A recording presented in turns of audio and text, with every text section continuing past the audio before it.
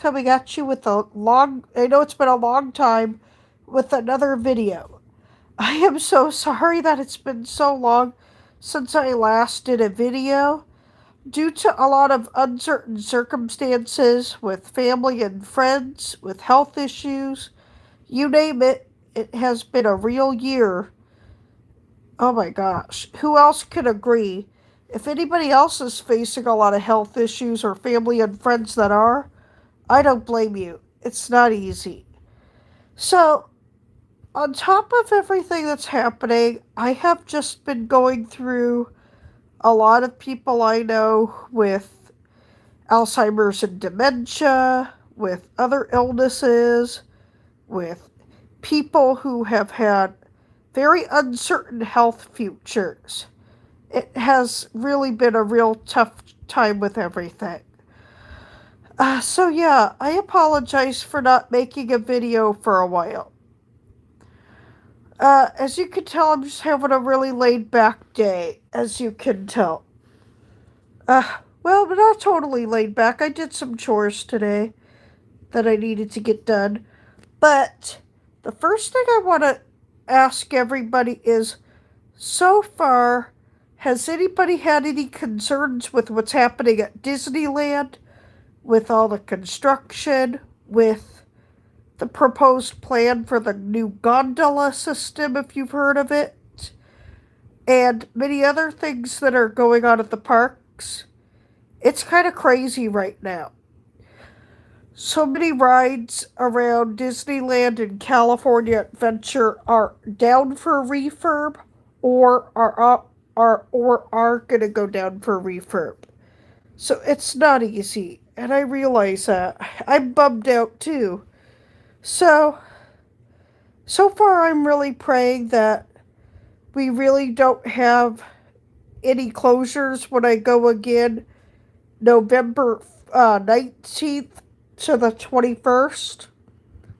I'm going with a longtime friend of ours from our old church, and it's really exciting because I haven't gotten to hang out with her in a long, long time. And this one lady, she can't even remember the last time we went to, she can't remember the last time she went with her family. She was trying to remember. It's funny because when somebody doesn't have the blessing of a Disneyland magic key or somebody to go with in particular, some people will go, oh my gosh, am I even going to recognize the park I'm about to go into? No. You may not really recognize what you're about to see, because she's going to need to realize since she has not seen the Fantasyland changes to Snow White's Enchanted Wish. She's going to be unaware of the changes such as the sad news with Big Thunder Ranch being gone. She did not like that I had to tell her that. Big bummer for that one. Tiana's Bayou Adventure, she's like, oh my gosh, no way, like, what the heck? I know. I agree with people right now that are saying, oh my gosh, I don't like this Tiana's Bayou Adventure. I miss the old Splash Mountain. I said, oh my gosh, I am with you 100%. Splash Mountain was the far superior ride. It was so much fun to go on. This one is breaking down a lot, even though they redid it. It's loud. It's kind of obnoxious. And the music is just like, ugh.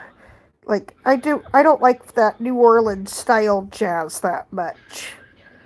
I'm more into Dixieland jazz more than anything else. I know a lot of people are going to go, okay, so you're not really into the southern stuff. Not really. It's just not my thing, or my family's. And I guess you can totally call me a Yankee back in Civil War days, but I am. So, now with everything going on with Disneyland and its proposed plans for the new gondola system, the new hotel entrances to the Disneyland hotel areas, and so many other construction projects happening, it has been a grueling and will be a couple grueling years. So I know we're not looking forward to all the construction that we're going to be facing at Disneyland or California Adventure. The other thing we are all really super bummed out about is the closure coming up in early 2026 for Mike and Sully to the Rescue, the Monsters Inc. ride in California Adventure. I'm going to say right now I do not agree with Disney for doing this. I think it's very, very foolhardy to do this to many fans who love Monsters Inc. and the ride itself. Mike and Sully was for everybody. Kids and adults could go on it and have the time of their life. And now, no more of that. I'm sure there's going to be a ride with a height restriction coming up. So kids will most likely have to go through another set of height restrictions to the park. That's not nice, Disney. There's already enough rides with height restrictions. And Walt Disney would not care for that. He would take a look and say, why do most of my rides have height restrictions? You know, like, I wanted kids and adults to do things together. And that's exactly what he said when he used to be with his daughters, and they would ride the very old merry-go-round out in Griffith Park. He wanted something so he could, play with his daughters and his grandkids later, so that he wouldn't have to sit out. And I love that about Walt Disney. He was so ahead of his time in making sure parents and grandparents could do things with their kids and their grandkids. You know, I understand that too in a way, because back in the past, maybe there were some things my parents couldn't do with us back in the day at some festivals or some, fairs, because they were just too big or, getting a little too old for it and couldn't take how, bumpy or something it was. I've told you guys my parents were both older when they adopted us. And sometimes it was like, oh, I can't go on this. It's too bumpy or too fast. And my mom had neck surgery, like I've told before, too. So it's like, I know a lot of people are like going, oh my gosh.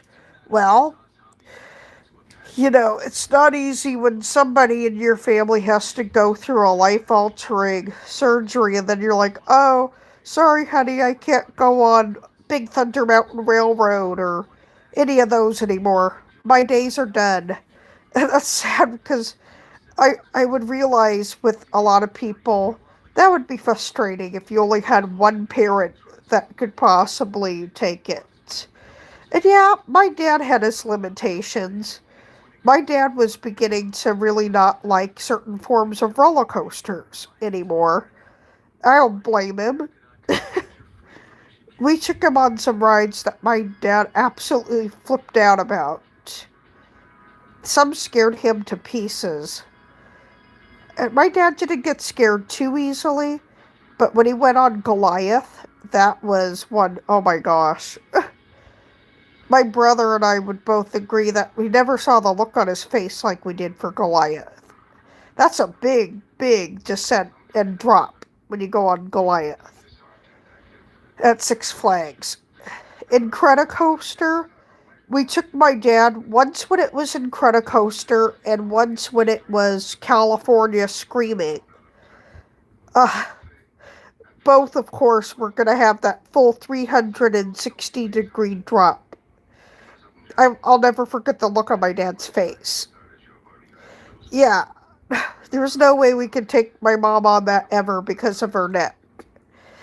Uh, I think the hardest thing to realize too is for most of my special needs groups too, there are people that sit out of the rides due to also sensory problems for the rides because, oh my gosh, yeah, there's ones that are not only scary, but they're loud and they have some noises or some characters in them that are just kind of crazy. I know some kids used to be terrified of the old Snow White ride when it was Snow White's Scary Adventures. Okay, yes, I was afraid of Snow White's Scary Adventures because the witch would pop out of random places so frequently that you go, oh my gosh, like, man, you thought you could reach out and touch the witch. It was pretty shocking.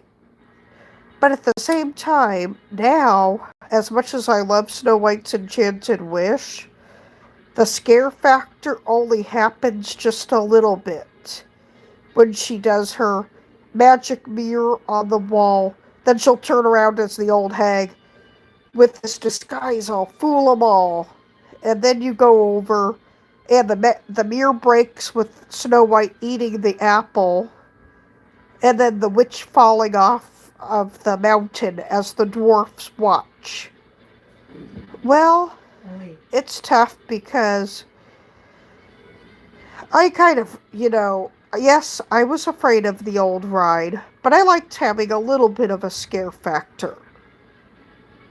I'm saying, I think who agrees with me that when Disneyland is toning down its rides to meet because kids can no longer handle fear, I don't know what to say. I think it's like, you're really babying down a lot of these rides. They're, the thrill is gone in a lot of ways. And I'm really glad they haven't touched Pinocchio or Mr. Toad or, Peter Pan, the only thing is Captain Hook. That's the only intimidating thing. But thank goodness they don't touch those. I have to say, too, the only thing I don't like about Mr. Toad is when you go into the room where the judge is, and then you go to where you go into hell, so to speak, and oh my gosh, it's hot in there. No kidding, it's like going into a sauna or a fireplace. Like, oh, when it's summer and you're in there, you're like, oh my gosh, I was already hot. Now I'm even more hot. Like, holy cow. I don't know. Sometimes I wonder if they could tone things down just a smidge. During summer, in the winter, they can heat it up all they want to. Wow. Yeah, because during winter, typically, it's freezing. By the time nighttime especially comes, your teeth are going to be chattering like crazy at night. I know even if I've worn sweatpants and my jackets and stuff, there's some parts of that night where, oh my gosh, you're freezing. When my mom and I went together, the chill factor, plus it was raining, was, oh my gosh. My mom finally had it and went back to the hotel across the street at the Best Western. It dropped to 32 degrees. December of 2022 when we went. And it was, oh my gosh, I remember calling my dad and saying, Dad, Mom went back to the hotel and it's freezing.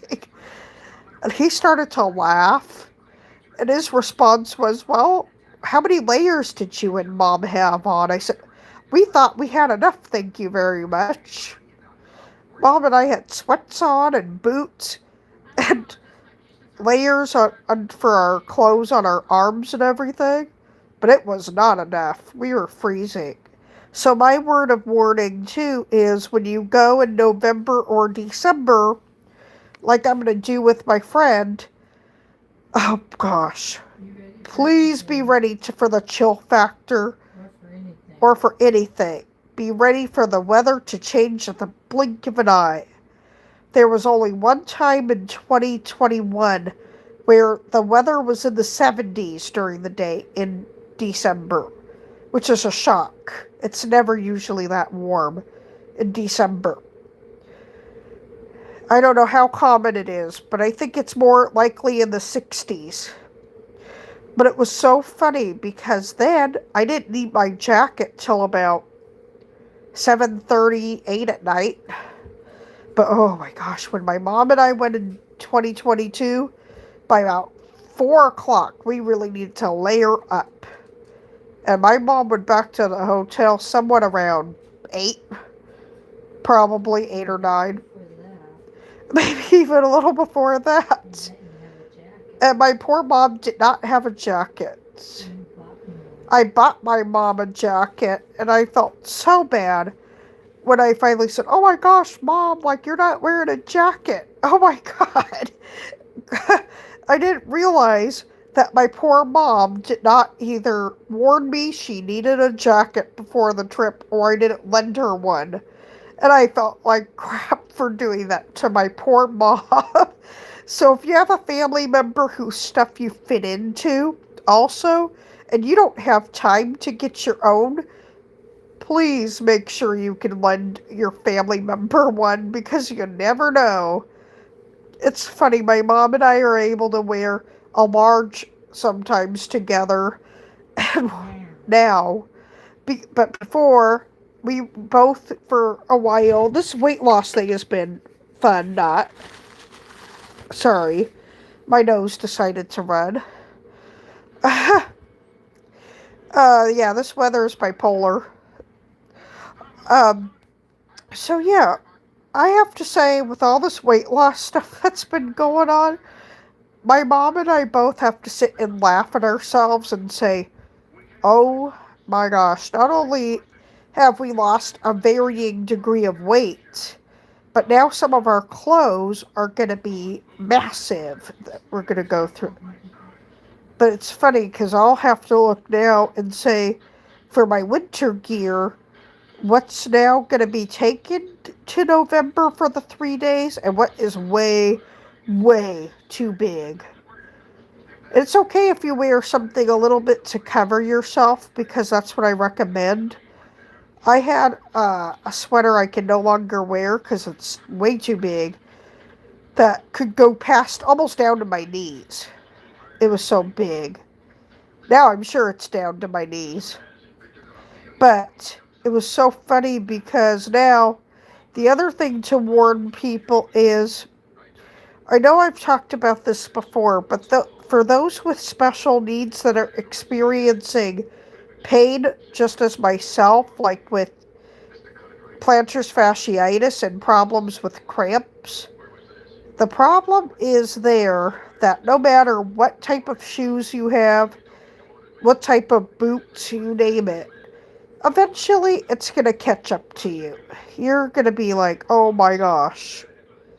You're going to be almost crying in agony no matter what. And I know I talk saying, people ask me, so what do you do about it? I go, I wear insoles to protect my feet. But when I went with another family friend of ours to Disneyland recently, we were on our feet for 18, almost 19 hours. Almost non-stop. Except for some food and a trip to the cheeky room and some Dole Whips. After that, I swear, I'm still trying to recover from how much pain that caused. But this time it's going to be hard, because this time I'm going to be going for 3 days. Now, the only thing is, when you're going that long, you can totally pace yourself. Stop, sit, relax when you need to, if you're going for 3 days. Don't rush yourself. One day, maybe say, okay, I want to go to these lands, but then I can save this for either later on today or tomorrow. I've done that when I'm there for 2 days. I try to pace myself. The worst land I would say to try to pace yourself in, because it gets so packed in like sardines, is either Toontown or Fantasyland. You need to kind of get to the rides early enough so that you're not in a line for the next 30 minutes, even with DAS. There was one ride that was really hard for me to finally go on, and it took a while, which was Indiana Jones. Indiana Jones was, oh my gosh, it was packed like sardines. We barely had any breathing room. And for those with special needs or in wheelchairs, that's kind of the last thing you really want to go to, because, oh, could you just imagine feeling like you're claustrophobic, even if you don't have claustrophobia? That's what it was. It was like, okay, I can't move my arm or put my arm down in a certain way because somebody's right there, right next to me. Or to get to the elevator was no easy event. And you need to do that if you're using DAS, because otherwise you're going to be trying to go through these very, very difficult situations to get out of the ride, including a big few flights of stairs. And they're not fun. And before they had the elevators, oh my gosh, Indiana Jones was a pain to navigate. The other one, which is a real dire pain to navigate, and I wish they had something to make it a little bit easier on occasion, would probably happen to be maybe helping give pirates a little bit of an easier DAS queue, because you have to go through what was formerly the lightning lane, and we used to be able to go through the exit of pirates. Now I'm finding that's not always the case. The exit to pirates was a whole lot easier, and I think they used to have, unless I'm mistaken, they used to have an elevator. But now, I don't know if it's being used anymore. Some things have started to happen with Disneyland where they're starting to make things a lot harder for those with special needs with DAS and other accommodations. I have so far been okay, except for one time where I had to plead to be able to keep using DAS, because otherwise I would not do good or survive without it, because it's a pain without it. So yeah,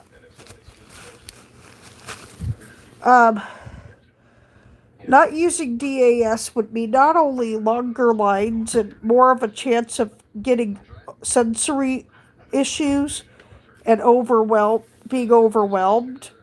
It would be, be overwhelming to try to use stairs and other high places when you're not either comfortable or can't do it due to, being like, not being able to balance.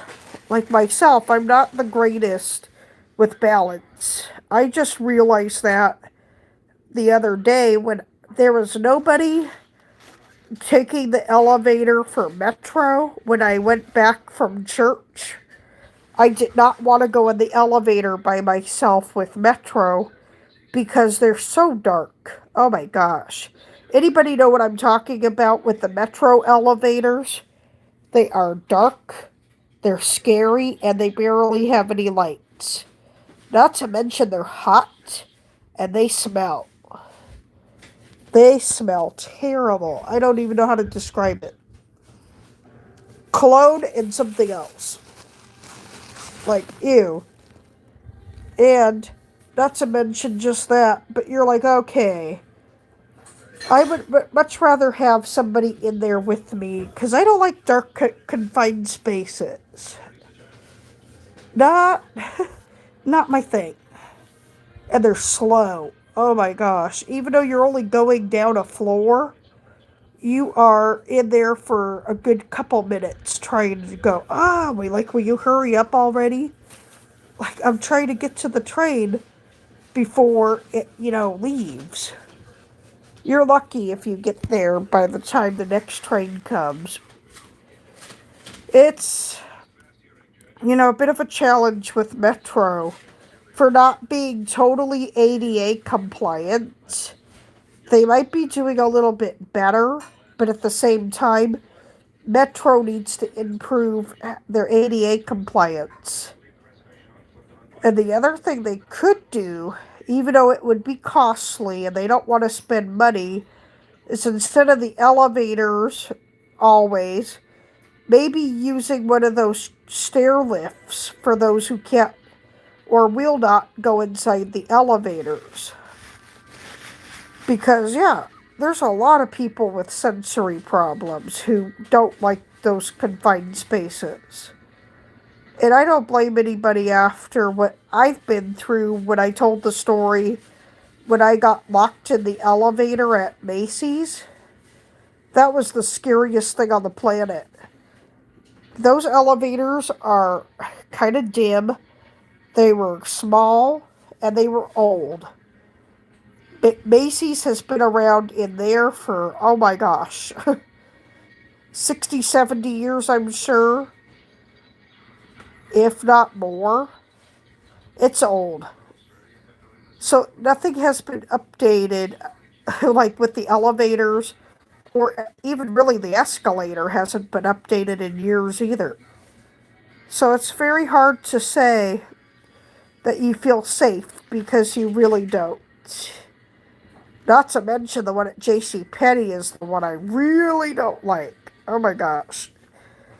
JCPenney's elevators are something else. They're original. They've never been redone. They may be bright, but they creak, they rattle, and boy oh boy, one of them is always broken down. There's almost always one elevator running instead of two. It's kind of like, okay, which one's going to be running today? And I can always guarantee most of the time, the right side near the bathroom door that used to be there is, the one that's going to be broken. The one by the drinking fountain is almost always the one that's open. And I kind of have figured it out where I'm going to get a drink of water before I go in here because who knows?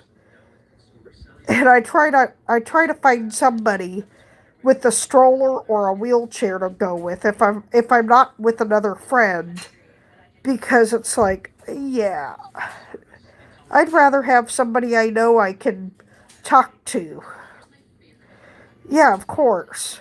And it's a big challenge too because the mall needs to be a little more compliant with ADA standards. And if they're rattling and cracking and causing issues, just like some of the stuff at Disneyland, that is, oh my gosh, red flag. Disneyland, the other thing that's bad, there's a ride at California Adventure that's been there since the opening of California Adventure in 2001, and that is called Golden Zephyr. Golden Zephyr is a ride that you're like in these rocket shaped rides, and you just go around the track very, very slowly, like you're sightseeing. The worst part is they have a very old white elevator with so tiny. Oh my gosh. You'll fit two people in there, and that's about it. And you will probably not be able to get a wheelchair in that ride. And it's so tiny that you're like, yeah, if you're not claustrophobic, you will be. Because it's like, how much tinier can this thing get? And it doesn't have great lighting either. It's dim. Like, it's like, this is kind of unnerving. Like, why is this so dark?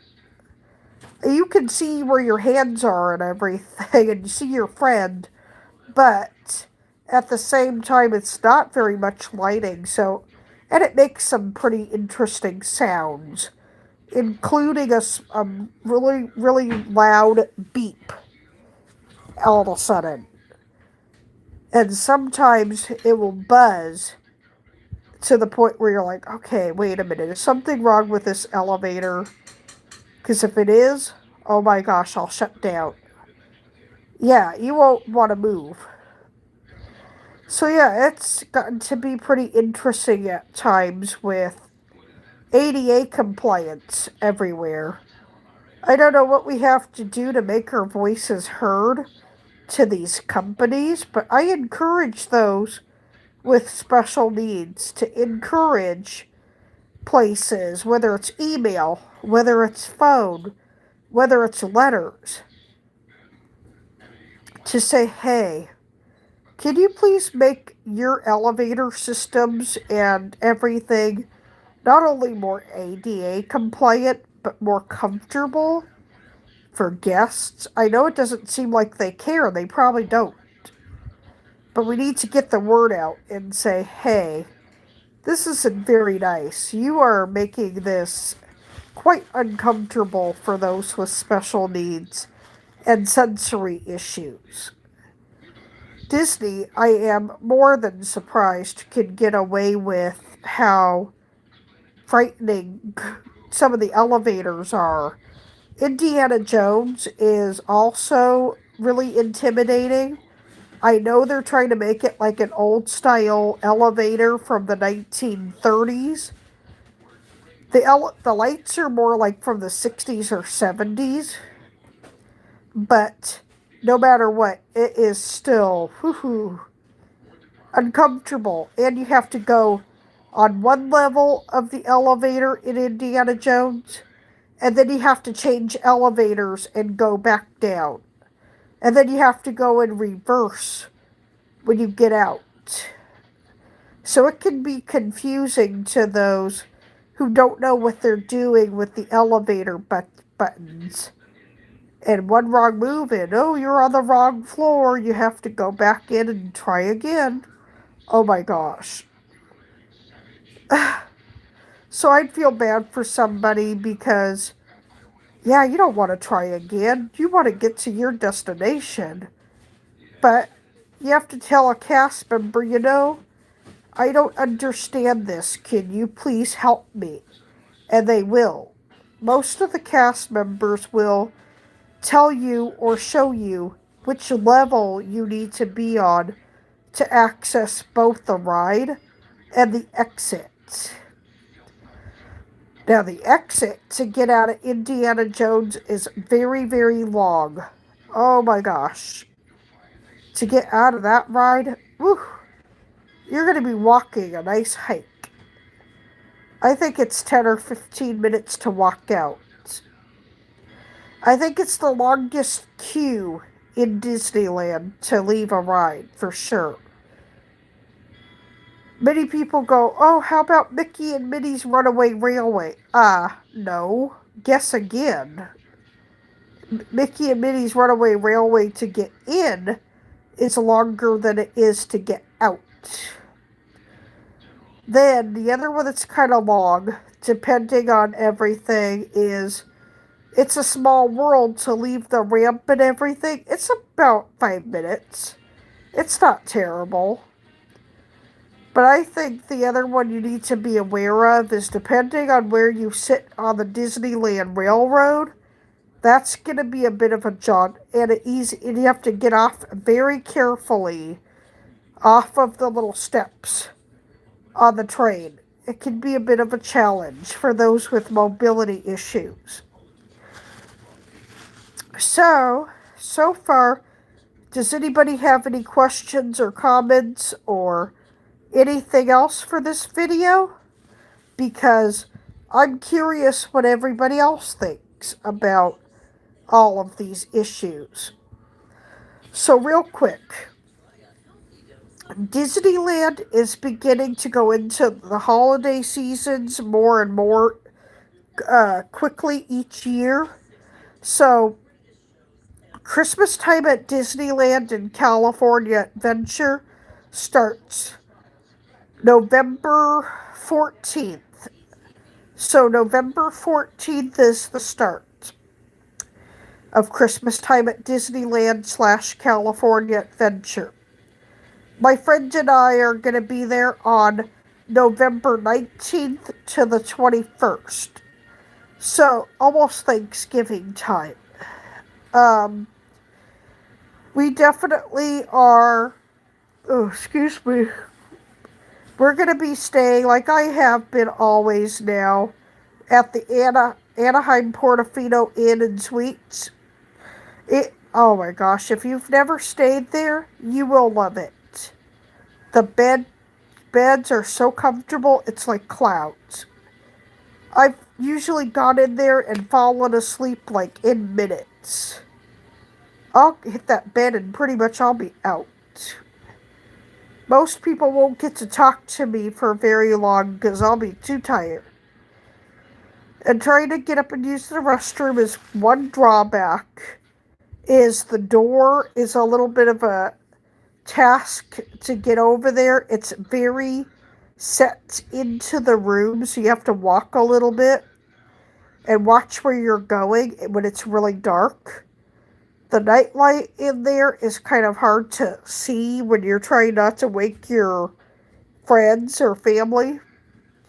The only other thing that's a big drawback is I can't recall if the Anaheim Portofino Inn has a fan for the exhaust to leave. Well, the steam to leave when you're taking a shower. I'm trying to remember. But that's just the two drawbacks of that hotel. Oh yeah, no, there is one more. Like I said, with elevators. That one, once again, it's 5 or 6 floors. So, when you get up to the elevator, you're going to go, oh, it looks pretty modern. Oh my gosh, this looks sleek. Once it opens, you're going to see that's not the case. The elevator looks like it's probably from the 80s, maybe late 70s.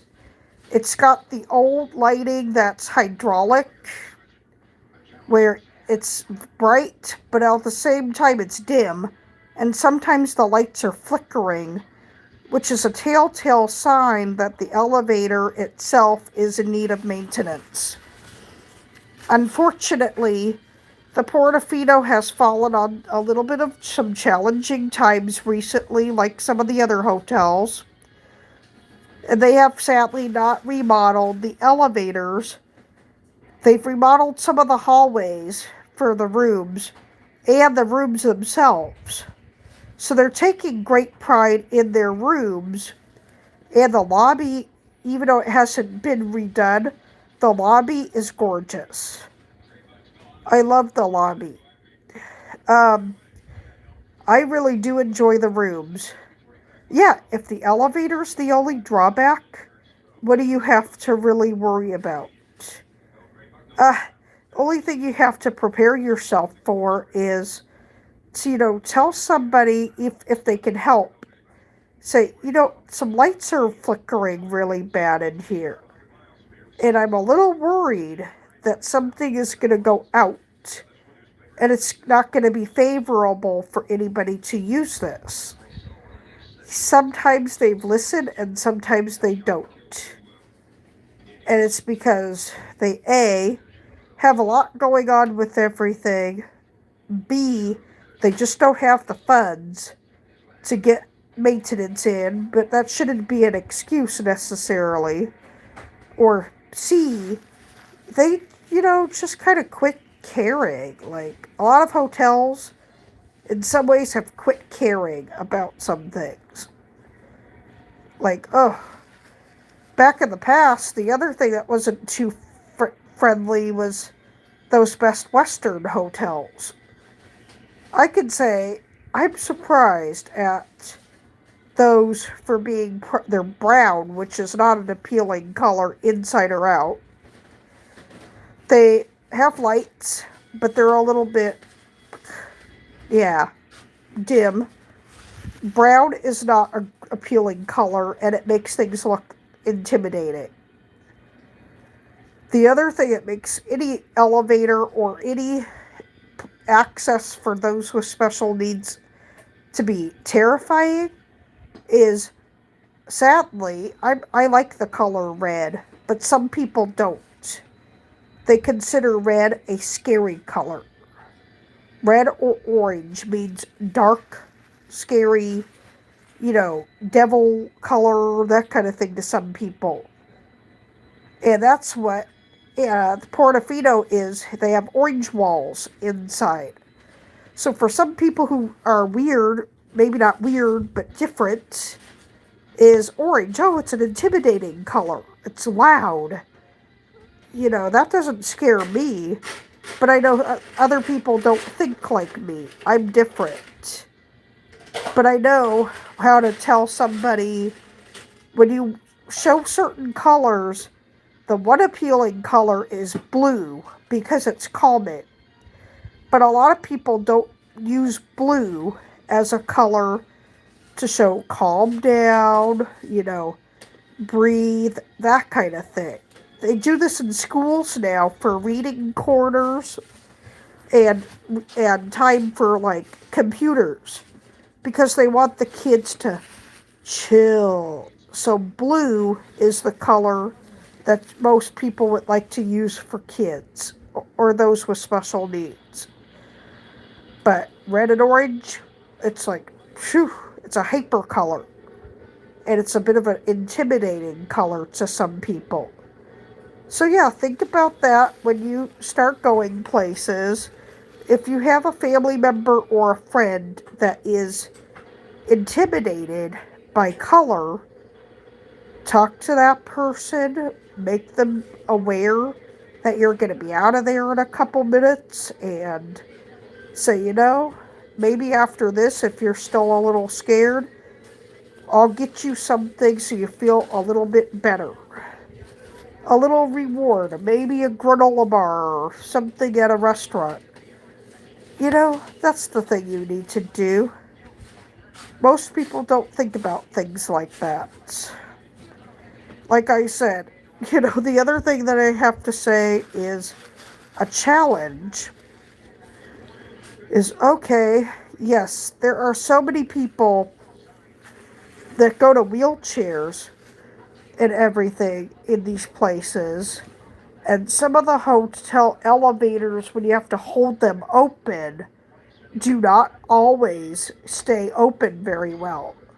Some of them have a tendency to start to close before you can get a stroller or a wheelchair into the opening. And you're like, are these not even up to ADA compliance?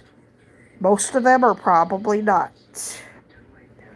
But by law, I used to think they were going to have to stick with the ADA compliance. I thought so. But it's been found that about 35 to 45% of hotels, public businesses, and some other doctor's offices are not up to ADA code for elevators. And it's sad. You have to go, who is in charge of our state and everything for ADA compliance? I don't know who's in charge for this. I don't know if it's the governor or who for ADA compliance stuff. But whatever's happening, oh my gosh, you name it, it's a wild world out there right now. And I have to say, the last question somebody said was, what's the hardest thing for you when you're going to Disneyland either driving, getting driven there, or coming home. Well, getting there, the only thing that's a bit of a challenge, I don't drive, but I go with somebody. Last time we found a great parking spot and everything, but on the way back we didn't realize. Oh, okay, something doesn't look right. Where in the world is the car? Well, my poor friend, who's like an aunt to me, she accidentally went into the wrong parking structure, and I didn't realize it until it was too late. I said, "Wait a minute, what character is this?" So I went over to the little part on the wall and looked. I said, "Oh no, we're not on Donald Duck. We're on Finding Nemo. We need to head back across the way." So we did, and we were on level 5, so then we had to take that elevator, go back down to Pixar, take the elevator back up to level 5 for Finding Nemo, and then we found the car. Like, yay! We were so excited to be back and get to the car, because we were pooped. It was late by the time we got out. I don't think we got home until 12:15, 12:20 in the morning. It was like, oh my gosh. And it's worth it to stay late. But when you're there 18 to 20 hours, you are going to be one tough, tired out cookie. You're going to be falling asleep. I kind of felt at first like I wanted to go to sleep on the tram, and I'm like, no, don't do that. It's only about a 10-minute ride. You got to stay awake. I kept kind of hitting myself a little or pinching myself and say, no, wake up. Because otherwise you're going to be like, oh, like, why is everybody looking at me? Oh, yeah, people will tell you, excuse me, are you sleeping? Yeah, I've seen some people who are not so lucky who have fallen asleep. And it's pretty funny. You have to go, uh-oh, this person needs a little nudge over here. And I've had to sometimes tell kids, same thing on the Disneyland railroad, when they'll fall asleep when those dark scenes and everything, you'll go, uh-oh, so-and-so sleeping over here, wake up. And I've told kids, depending on where you get off, you're only going to be on here a maximum of 5 to 10, 20 minutes. So try not to fall asleep. They're just so pooped out that it's easy for the kids especially to knock out. So yeah, it's pretty funny sometimes. And I would say the other thing it's very easy to make a mistake on, my last comment for this video, is it's very easy when you're at the end of the night sitting on the curb on Main Street waiting for the shows and everything to go, oh, I'm just going to lean right here and kind of put my head back for a second. Don't. Not only are you kind of in the way when you kind of tucker out, but you're going to miss either, certain directions, like maybe safety about the parades and the shows. You might miss the show, and you might miss certain people who need to talk to you. So, if you need a nap during the day, you're going to have a little bit of a problem at Disneyland. If you're a baby and toddler in a stroller, no problem. Somebody older than that, try to find a nap place. I don't think so. And I tell people not to fall asleep on the tables at any of the quick service restaurants, because it's like, ew. Not only are you laying on the table where people have put their food and everything, but you're going to drool most likely. They have to wipe up the table. Not the best thing to do. Not very hygienic. So I kind of tell people, no, I don't think so. Please sit up. And it's sad because a couple times you'll see somebody that didn't also drink enough water or looks a little bit, sunburned, or a combination. You'll go, oh, somebody really needs some advice to get some free water. Like, let me tell this person they look a little flushed nicely. The nicest thing you can do during this hot summer season is say, I hope you don't mind if I tell you, and please don't get offended, but you look like you need water. Would you be interested in getting a free water from this nearby restaurant? And if they say yes, you say, don't worry, just go right there and get your free water.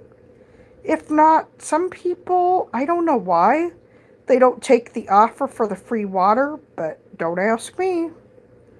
Some people are pretty interesting. I still don't understand people completely. And yeah, don't ask me why somebody would turn down ice water. And it's funky. Some people don't know how to take somebody's advice. It's kind of like, huh. And then you're kind of left scratching your head going, okay, this person really didn't know I was just trying to help. And you have to go, okay, whatever. And it's hard because sometimes you'll really get insulted if you try to help somebody, and that hurts at any cost. When somebody is not going to be nice about you trying to help. If somebody does do a certain thing to you and it's not appropriate for the park, please go talk to a cast member instead of being confrontational. It's not worth it, and it could get you and that person in trouble. Yeah, the thing is, yes, you kind of do want that person in trouble, but you don't want to get in trouble. But a cast member will come tell the person, hey, you having a bad day or something because I see you're not treating guests very well. Let me tell you, if this keeps happening and you continue to act in a certain way, we will have to ask you to stop or leave. And they have. They do that. And it's kind of shocking to see somebody get told, yep, bye-bye. Like, you're not having a, great experience here, so hasta la vista. But it happens. They don't want to deal with everything. And rightly so, they shouldn't. I've seen people get very, very confrontational with guests and cast members. Please don't be that person. It gets ugly, unfortunately. Oh, characters. That's the other thing. People get horrible with characters. It's sad because those poor characters, those costumes are hot, tired, and ready for the day for them to be over. They are like, ugh. Like, you try spending 10 or 15 minutes even in that Mickey or Minnie costume, and you're going to be like, oh my gosh, get me out of this sweltering hot suit. It's hot in there. Somebody said, I bet it could get up to 30 to 50 degrees if you're not careful because it's so hot. They are furry, hot, and padded. They don't look padded, but they are. And they are heavy. Some of the costumes, I bet, can weigh excessively over 20 pounds. Mickey's and Minnie's heads and most of the characters can weigh almost 20 pounds, if not a little more. They're big. They have to be trained to keep their head from drooping or putting it up so high for relief because they need to look at somebody. At least, well, they can't really see through those eye holes. So you're kind of going, it's like trying to see through a straw. or something maybe a little bit better, but you still can't see very well. That's why they have somebody guiding the characters sometimes to their next destination, because they can't see. Yeah. I didn't know most people probably didn't know that. But yeah, especially the one I have to say I feel the worst for is some of the villains who have a head. Like Genie. Oh my gosh, Genie has got to have a massive, painful head. Or Jafar. Oh my gosh, Jafar's got to be like, his character's got to be crying at the end of the night. Or, I said the other one I said, oh no, is the Queen of Hearts when she's out. Even Ursula. Ursula's got a massive head. It's so funny.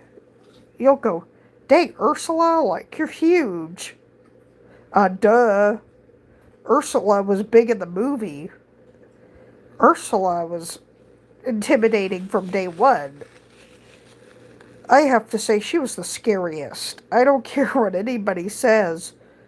I don't know who was worse, Jafar or Ursula, but I'd say Ursula for sure. I didn't know what to think when I first saw her. I was a baby, so I didn't know what the heck I was getting myself into. And maybe the daycare kids my mom had might have been afraid of that movie too. Who knows? But I know I wasn't alone. The other one a lot of kids were, oh my gosh, run away from was, oh, what's his name? Well, Captain Hook is definitely intimidating.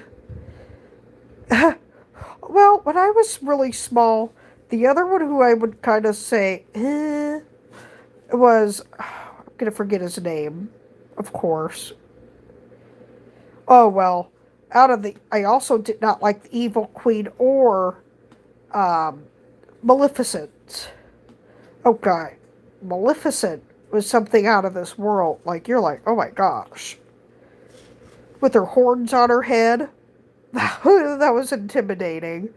But the Evil Queen, even if she wasn't the old hag, was intimidating. She just had a very scary look to her. But when she turned into the old hag, oh my gosh, you bet she was scary. You had every right to cry when you saw her. That's sad, because when she does make appearances, kids are like scared to death. I don't blame them. I mean, I know I cried more than my brother did, but even back in the day when we were toddlers, I'm sure my brother had his moments too, and a couple characters. And I know there was one my dad was telling us when we had was Phantasmic, when we were really, really small. My brother did not like it when the Evil Queen did her appearance right there. But when Maleficent came out as the dragon in the past, that was another thing that was like, oh my gosh. That set any kid off. Like, oh wow. And it's sad they can't do the dragon anymore thanks to not wanting to replace it. Most likely the dragon will never be replaced.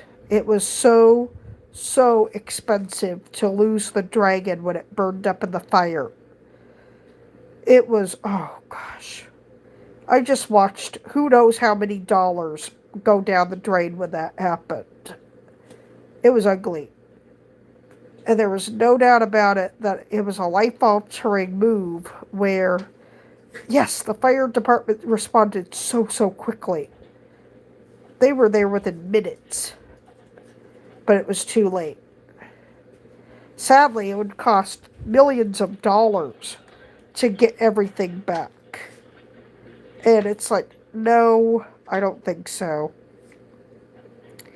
Sadly to say, too, once they have that fixed, if they ever did it, they would have to risk that same event possibly happening again. So it's not worth it. Even though we would like it back. I don't think so. Well, anyway, I need to go for now, guys, because my dogs are calling for me. So I will definitely talk to you all later. Have a good day. Bye. That was good, an hour.